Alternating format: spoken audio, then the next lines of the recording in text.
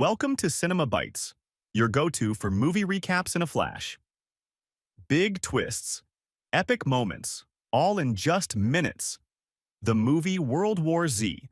The story begins with a normal family in one of the American states. This family consists of a father named Jerry, a mother named Karen, and two daughters. Jerry used to work as an investigator for the United Nations but had left the job a long time ago. While they were on their way to buy a gift for one of their daughters for a special occasion, they got stuck in the usual traffic. At this moment, Jerry turns on the radio and hears about a virus that is gradually spreading. The virus started in one of the countries. He looks in the mirror and notices strange movements happening in the traffic. He sees a traffic officer riding a motorcycle, breaking the side mirror of his car. Suddenly, a large army of zombies attacks people and begins biting them. Anyone bitten turns into a zombie within a short time, specifically 12 seconds. Jerry sees a large truck breaking through the road. He follows it, but eventually they get hit. He gets his family out of the car. Jerry and his family take a large car and drive away, but his daughter has an asthma attack due to fear and stress. They realize they forgot the bag containing their belongings and her medicine in the damaged car. They stop at a supermarket to get food and medicine for the daughter. Inside the supermarket, they see people looting food in large quantities. While they gather food and medicine, they encounter a gang robbing people inside the supermarket. The gang attacks Karen to steal from her. When Jerry sees them, they start shooting at her. Jerry manages to kill one of them, takes his family, and escapes. Jerry takes his family to a building near the supermarket.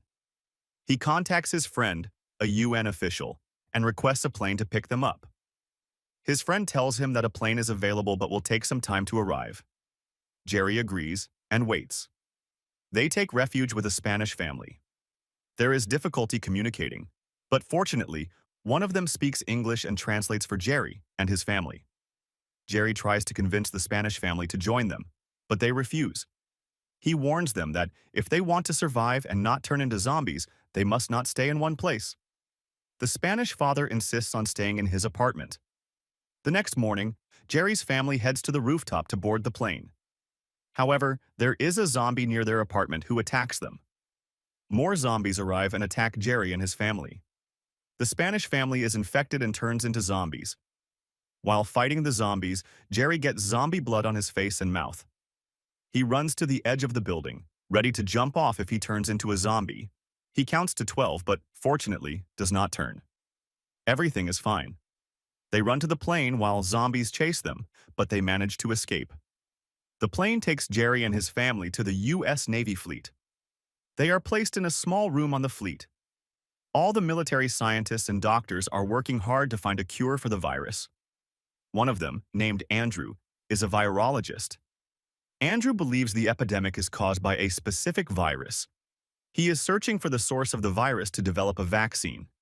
Without knowing the source, they cannot find a solution. A military officer approaches Jerry and asks him to accompany Andrew because of his experience as a former investigator and his military background. Jerry hesitates and says he left the job and does not want to return. However, his UN friend convinces him by promising to keep his family safe on the fleet if he goes with Andrew. Jerry reluctantly agrees and joins them. Their destination is South Korea because the virus first appeared there. When the plane lands at a South Korean airport, zombies attack them. Andrew panics, retreats to the plane, slips, hits his head, and dies. The sound of gunfire alerts more zombies. The military team, using their expertise, manages to kill the zombies and enter the military base. During this time, Jerry learns that loud noises attract zombies. To stay safe, they must remain silent. Jerry meets a U.S. intelligence agent who is there because he smuggled North Korean weapons. When the virus reached North Korea, their solution was to extract the teeth of uninfected people to prevent the virus from spreading. The agent suggests going to Palestine because the Israelis built a massive wall before the virus spread globally. This indicates they knew about the virus beforehand. Jerry and his team leave the military base on bicycles to avoid making noise. However, Karen calls Jerry, and the sound of his phone attracts nearby zombies. The zombies attack them, but they manage to escape and board a plane. Jerry arrives in Palestine and meets the head of Mossad. Jerry asks about the massive wall, and the Mossad leader explains that they received a message from an Indian military officer 11 days ago, warning them about the undead, and the danger to India. They took precautions and built the wall. Inside the wall, Arabs and Jews coexist peacefully and celebrate global peace. One of them picks up a microphone and starts singing loudly, joined by others creating a very loud noise. The sound provokes the zombies outside the wall, who begin climbing over each other to breach the wall. The zombies attack, and people inside flee. During this chaos, Jerry notices a young man with cancer and an elderly man also suffering from cancer. The zombies bypass both without attacking them. Jerry escapes with an Israeli soldier to the airport. On the way, zombies attack and bite the soldier's hand. Jerry quickly amputates her hand to stop the virus from spreading and bandages her wound. He counts to 12 to ensure she does not turn into a zombie. They board the plane and contact Jerry's UN friend, asking for directions to the nearest health or WHO center. The friend directs the pilot to a location with a WHO center. However, there is a zombie on board the plane. And there he is, annihilating the passengers, and the flight attendant senses a strange movement inside the plane in that area. But at this moment, there was a zombie present inside the plane, annihilating the passengers. The flight attendant feels something strange inside the plane. When she goes to open the door, the zombie attacks and bites her. The virus spreads throughout the plane, turning everyone into zombies. Jerry runs out of options, so he throws a grenade inside the plane. The high air pressure pulls the zombies out of the plane. Jerry prepares for an emergency landing, and the plane lands violently. Jerry is struck in the stomach by a metal object. The Israeli soldier supports him and takes him to a medical facility.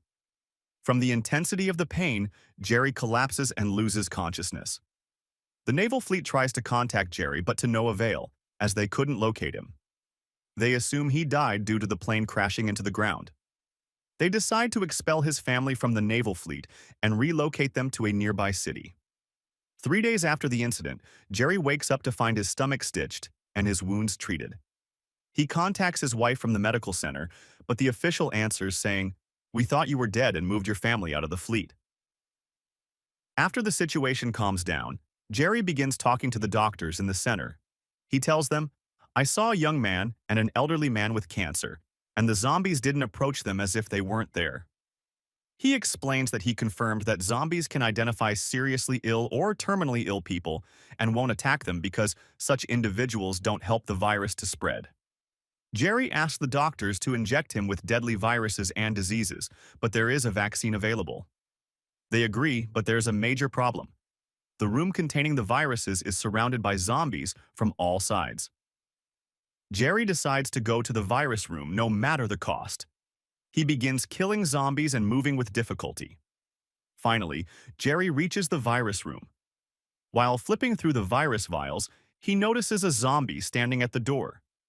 At that moment, Jerry has no weapon to confront the zombie and no solution except to inject himself with one of the viruses, not knowing what it is. He injects himself and opens the door for the zombie. The zombie ignores Jerry, merely sniffing his scent, but not approaching him at all. Jerry walks among the zombies, unnoticed and untouched. When he reaches the medical team, they give him the vaccine for the virus he injected himself with. Jerry then reunites with his family. Countries begin producing the vaccine against the zombie virus, and people start receiving it.